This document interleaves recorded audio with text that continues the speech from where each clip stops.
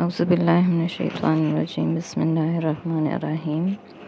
حضرت ابو بکر صدیق نظام حکومت۔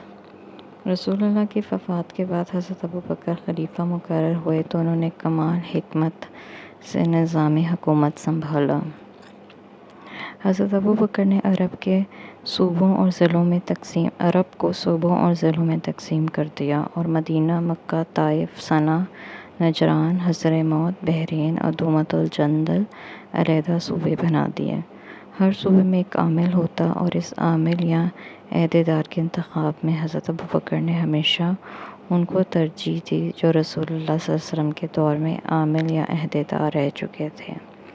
حضرت ابو بکر جب کسی کو عہدیدار بناتے تو اس کے فرائض کھول کر بیان کرتے اور نہایت مؤثر الفاظ میں تقویٰ اور راست روی کی نصیحت فرماتے۔ چنانچہ حضرت ابو عمرو بن عاص اور حضرت ولید بن عقبہ کو قبیلہ قضاع سے صدقہ وصول کرنے بھیجا تو نصیحت فرمائی، چھپے اور اعلانیہ ہر حال میں اللہ سے ڈرو کہ بے شک جو اللہ سے ڈرتا ہے تو اللہ اس کے لیے کشادگی پیدا کرتا ہے اور اس کو وہاں سے رزق دیتا ہے کہ کسی کے گمان میں نہیں، اور جو اللہ سے ڈرے گا وہ اس کے گناہ معاف کرے گا اور اس کو بڑھا کر اجر دے گا۔ بے شک اللہ کے بندوں کی خیر خواہی بہترین تقویٰ ہے۔ تم اللہ کے ایسے راستے میں ہو جس میں افراط اور تفریط اور ایسے امور میں غفلت کی گنجائش نہیں، جس میں دین اور خلافت کی حفاظت کا انحصار ہو، اس لیے سستی اور غفلت سے بچنا۔ حضرت ابو بکر صدیق کے عہد حکومت کے افسران۔ مرکزی خلافت جو تھی وہ مدینہ میں تھی۔ مشیر خصوصی جو تھے وہ حضرت عمر فاروق تھے۔ قاضی حکومت یعنی فیصلہ کرنے والے بھی حضرت عمر فاروق تھے۔ خزانے پہ امور حضرت ابو عبیدہ بن جراح تھے۔ کتابت یعنی لکھت میں حضرت عثمان، حضرت زید بن ثابت انصاری تھے، اور ارباب افتاء یعنی فتویٰ دینے والے جو تھے وہ حضرت علی، حضرت عبداللہ بن مسعود، حضرت معاذ بن جبل، حضرت ابی بن کعب انصاری اور حضرت زید بن ثابت انصاری تھے۔ مالی انتظامات۔ زکوٰۃ، عشر، جزیہ اور مال غنیمت سے جو آمدنی آتی وہ بیت المال میں جمع ہو جاتی۔ آپ کی خلافت کے زمانے میں قبیلہ جہینہ کی کانوں سے بہت سا مال آیا، اور جب بنو سلیم کی کان کھلی تو وہاں سے بھی زکوٰۃ آنے لگی۔ تمام آمدنی آزاد، غلام، مرد، عورت، چھوٹے یا بڑے سب میں برابر تقسیم فرما دیتے۔ تقسیم اور وظائف میں حضرت ابو بکر کا طرز عمل نہایت دانشمندانہ تھا۔ اس سے عرب میں سیاسی وحدت پیدا ہوئی اور ہر شہری کو برابر کے حقوق ملے۔ اس کا نتیجہ یہ ہوا کہ ہر شخص نے حکومت کی اطاعت کو ضروری سمجھا اور خلیفہ کی ذات سے وفاداری کا جذبہ پیدا ہوا، اور دربار خلافت کے احکام پر عمل کے شوق سے مرکزی حکومت کو استحکام ملا۔ حضرت عائشہ فرماتی ہیں کہ پہلے سال غلام اور آزاد مرد اور عورت ہر ایک کو 10 دینار دیے اور دوسرے سال ہر ایک کو 20 دینار دیے۔ کچھ مسلمانوں نے آ کر کہا، خلیفہ، بعض لوگوں نے دوسروں پر قبول اسلام میں سبقت کی ہے اور دوسری فضیلتیں بھی انہیں حاصل ہیں، لیکن آپ سب میں مال برابر تقسیم کرتے ہیں، بہتر ہو کہ آپ ان اصحاب کو ترجیح دیں۔ مگر حضرت ابو بکر نے فرمایا، فضیلت کا اجر اللہ کے پاس ہے اور یہ بیت المال تو معاش کا معاملہ ہے، اس میں مساوات بہتر ہے۔ مساوات یعنی برابری۔ آپ بیت المال کی رقم سے جہاد فی سبیل اللہ کے لیے اونٹ، گھوڑے اور اسلحہ بھی خریدتے۔ ایک سال دیہات سے کمبل آئے تو وہ خرید کر موسم سرما کے لیے مدینہ کی بیواؤں میں تقسیم کیے۔ حضرت ابو بکر کا انتقال ہوا تو آپ کی تدفین سے فارغ ہو کر حضرت عمر نے امانت داروں کو بلایا۔ حضرت عبد الرحمن بن عوف اور حضرت عثمان کو ہمراہ لے کر بیت المال میں گئے تو دیکھا وہاں نہ کوئی درم تھا نہ دینار، صرف ایک بوری پڑی تھی۔ وہ جھاڑی تو ایک دھرم نکلا، کیونکہ آپ سارا مال حق کے ساتھ اپنی زندگی میں ہی تقسیم فرما چکے تھے۔ اس درجہ امانت کو دیکھ کر ان لوگوں نے حضرت ابوبکر کے لیے رحمت کی دعا مانگی۔ اقوام سے رویہ۔ اہل ایران عرب کا کاشتکاروں اور مزاروں سے غلاموں کی طرح سلوک کرتے اور فصل کی بٹائی سے اتنا کم حصہ دیتے کہ ان کا گزارا بھی مشکل سے ہوتا۔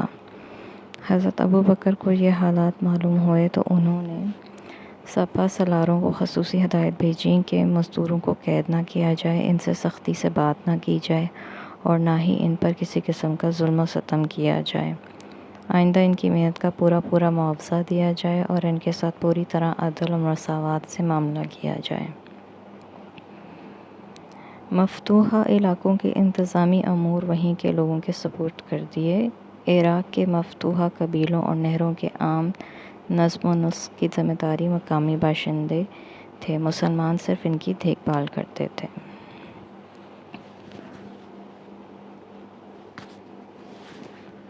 مفتوحہ عوام کو آزادی رائے کا حق دیا گیا تاکہ وہ ملک کے انتظامی امور میں شریک مشورہ ہوں۔ شام میں ملک سے متعلق تمام اہم امور میں وہاں کے لوگوں سے مشورہ لیا جاتا تھا۔ یہ چیز ان کے لیے بالکل نئی تھی۔ وہ صدیوں سے بادشاہت کی غلامی میں، شہنشاہیت کی غلامی میں بسر کر رہے تھے، لہٰذا حکومت کے بلند ایوانوں میں ان کو مشورے کا اعزاز ملا تو وہ حیرت زدہ رہ گئے۔ تعجب کے ساتھ ساتھ یہ بات ان کے لیے باعث مسرت بھی تھی اور مسلمان فاتحین کی اسی رواداری اور عدل نے ان کو بہت متاثر کیا۔ اس کے نتیجے میں کئی لوگ تو خود ہی مسلمان ہو گئے، کیونکہ وہ سمجھ گئے کہ اسلام تہذیب اور انسانیت کی فلاح و بہبود کی ضامن ہے۔ حضرت ابوبکر کا دور خلافت اگرچہ بہت مختصر تھا، لیکن ان کے عہد خلافت میں عراق اور شام بہت جلد اسلام سے متاثر ہوئے۔ جو لوگ مسلمان نہ ہوئے تو از خود جزیہ دینے پر رضامند ہو گئے۔ حضرت ابوبکر کی اس حکمت عملی اور مساوات کی بدولت مفتوح اقوام دین اسلام کو بہتر مستقبل کی ضمانت سمجھ کر اسلامی حکومت کی حمایت کرنے لگی، یعنی باقی اقوام جو تھی وہ بھی اسلامی حکومت کی حمایت کرنے لگی۔ عموماً جنگوں میں فاتح فوج آگے بڑھی تو دشمن پیچھے سے مفتوح علاقے سے حملہ کر کے فاتح فوج کو نرغے میں لے لیتا، لیکن حضرت ابوبکر کی مفتوح اقوام سے رواداری کی پالیسی کا اسلام کو یہ فائدہ بھی ہوا کہ عقب سے حملے کا خطرہ دور ہو گیا، یعنی جو لوگ پیچھے سے حملہ کرتے تھے وہ ہٹ گئے۔ ذمہ رعایا کے حقوق۔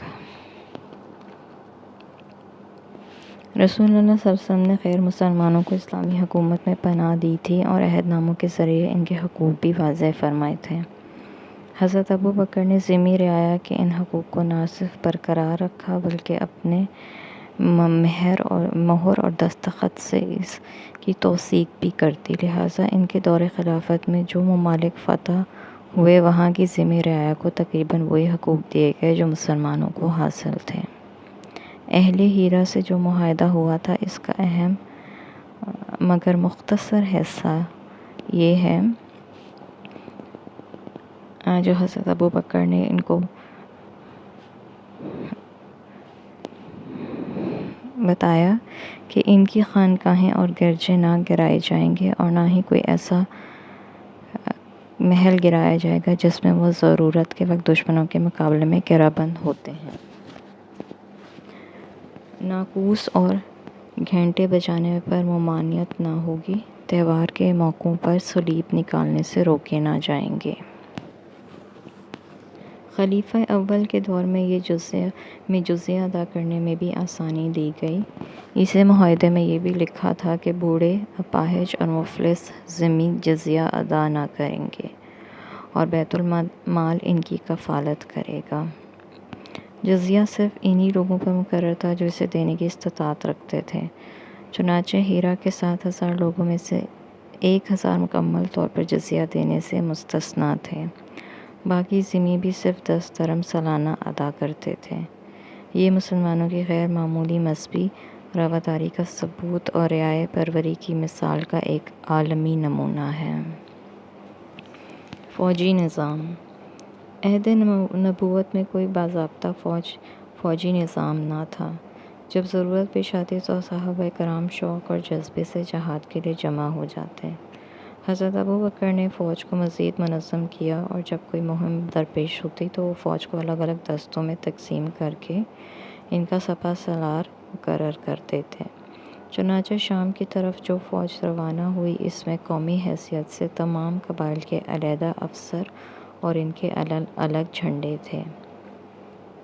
امیر الامر یعنی کمانڈر ان چیف کا نیا عہدہ بھی خلیفہ اول کی ایجاد ہے اور سب سے پہلے حضرت ابوبکر نے حضرت خالد کو اس عہدے پر مقرر کیا۔ حضرت خالد بن ولید نے میدان جنگ میں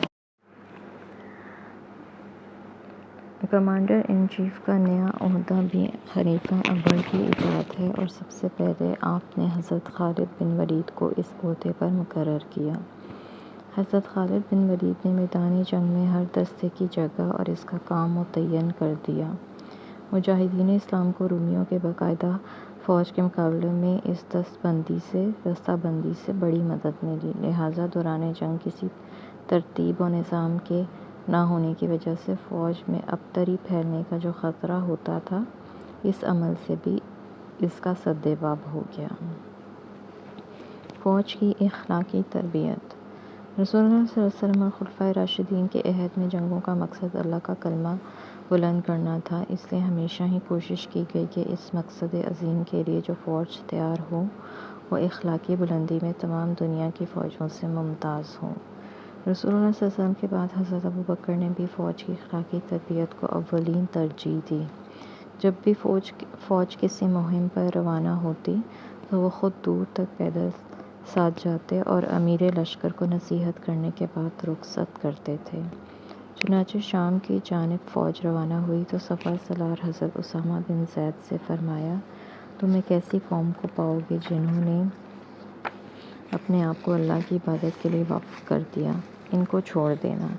میں تمہیں نصیحت کرتا ہوں، خیانت نہ کرنا، مال نہ چھپانا، بے وفائی سے بچنا، کسی لاش کے اعضاء نہ کاٹنا، بوڑھوں، بچوں اور عورتوں کو قتل نہ کرنا، خانقاہوں میں رہنے والے راہبوں کو قتل نہ کرنا، کھجور اور پھل لانے والے درختوں کو نہ کاٹنا، کھانے کے علاوہ کسی اور غرض کے لیے جانوروں کو ذبح نہ کرنا۔ جب حضرت خالد بن ولید جنگ فراز میں دشمنوں کو شکست دے چکے تو انہیں شوق ہوا کہ وہ حج ادا کریں۔ انہوں نے اس بات کو خفیہ رکھا اور اپنے چند ساتھیوں کے ساتھ مکہ روانہ ہو گئے۔ حج کی ادائیگی کے بعد ہیرا میں تیز رفتاری سے اپنے دستے سے آ ملے، لیکن چونکہ ان کے سر منڈے ہوئے تھے لہٰذا اس بات کی خبر حضرت ابوبکر تک پہنچ گئی۔ انہوں نے بہت برا محسوس کیا اور حضرت خالد کو درج ذیل خط لکھا، جس میں انہوں نے لکھا، تم چلتے جاؤ حتیٰ کہ تم یرموک میں مسلمانوں کے لشکر سے جا ملو، کیونکہ وہ اس وقت دشمنوں کے ناغے میں ہیں اور زخمی ہیں۔ یہ حرکت جو تم نے ابھی کی ہے آئندہ نہ کرنا۔ یہ اللہ کا فضل ہے کہ تم مسلمانوں کو دشمنوں کے ناغے سے صاف بچا لاتے ہو اور تمہارے سامنے دشمن کے چھکے چھوٹ جاتے ہیں۔ اے ابو سلیمان، میں تمہیں تمہاری اخلاص اور خوش قسمتی پر مبارکباد دیتا ہوں۔ اس مہم کو پایۂ تکمیل تک پہنچاؤ، اللہ تعالیٰ تمہاری مدد فرمائے گا۔ فخر اور غرور کا شکار نہ ہو جانا، ورنہ ناکام اور نامراد ہو جاؤ گے۔ کسی بھی عمل پر نازا نہ ہونا، کیونکہ اللہ تعالیٰ ہی احسان کرنے والا ہے اور وہی جزا دینے والا ہے۔